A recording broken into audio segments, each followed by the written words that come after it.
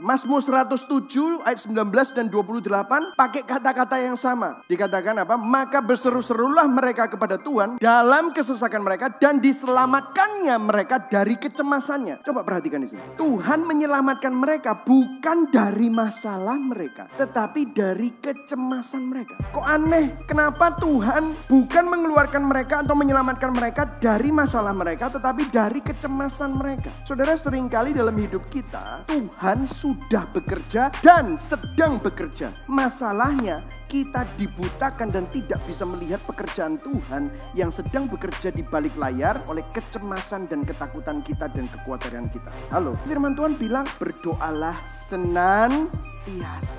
Waktu saudara berdoa, saudara bukan memaksa Tuhan untuk mengabulkan apa yang saudara sedang doakan. Karena saudara tahu kalau itu benar, maksudnya kalau saudara berdoa dan Tuhan mengabulkan saudara dan apa yang saudara minta itu terjadi, dan itu merupakan formulanya, berarti yang Tuhan adalah saudara dan Tuhan adalah jonggo saudara. Betul ya saudara ya? Waktu saudara dan saya berdoa, itu mengingatkan bahwa kita butuh Tuhan dan hidup kita itu tergantung kepada Tuhan. Dan yang kedua, apa yang terjadi waktu kita berdoa, kita menyelaraskan hati kita dengan hati Tuhan. The Bible use many anthropomorphic language. Anthropomorphis adalah bahasa yang menggambarkan Allah sebagai manusia. Bahasa anthropomorphis itu dipakai dalam perjanjian lama banyak. Contoh bagian tubuh fisik. Mata Tuhan menjelajah ke seluruh bumi untuk mencari orang-orang yang bersungguh hati kepada Dia. Tangan Tuhan tidak kurang panjang untuk menolong kita. Wajah Tuhan, suara Tuhan, atau tindakan fisik. Tuhan berjalan di Taman Eden.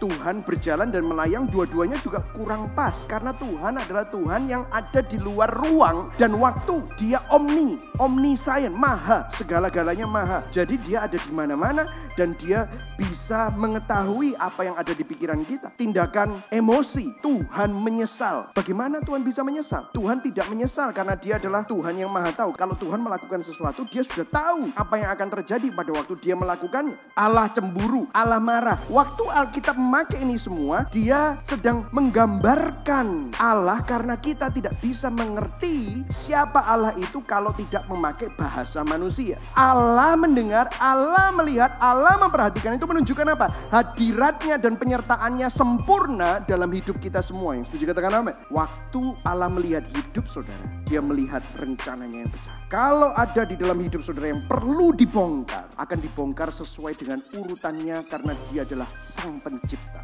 Tetapi pada saatnya, pada waktunya, kehendak Tuhan itu dilaksanakan. Dia tidak pernah terlambat. Dia selalu tepat pada waktunya sesuai dengan urutannya. Kalau saudara lihat di sini, apa yang terjadi? Inisiatif Tuhan, rencana penebusan, redemption, mulainya dari mana? Abraham, Kejadian 12. Digenapinya di mana? Yesus. Kalau tadi saya bilang tentang the Bible use anthropomorphic language, wujud anthropomorphis Allah yang tertinggi bukan hanya melalui bahasa, tetapi melalui inkarnasi pribadinya di dalam Yesus Kristus. Allah yang disebut di dalam Alkitab sangat mempedulikan dan menganggap kesengsaraan dan penderitaan kita begitu serius sehingga Dia sendiri rela bersedia menanggungnya. Yohanes 1 ayat 1 dikatakan, pada mulanya adalah firman. Firman itu bersama dengan Allah. Firman itu adalah Allah. Tapi dikatakan Yohanes 1 ayat 14, firman itu menjadi manusia.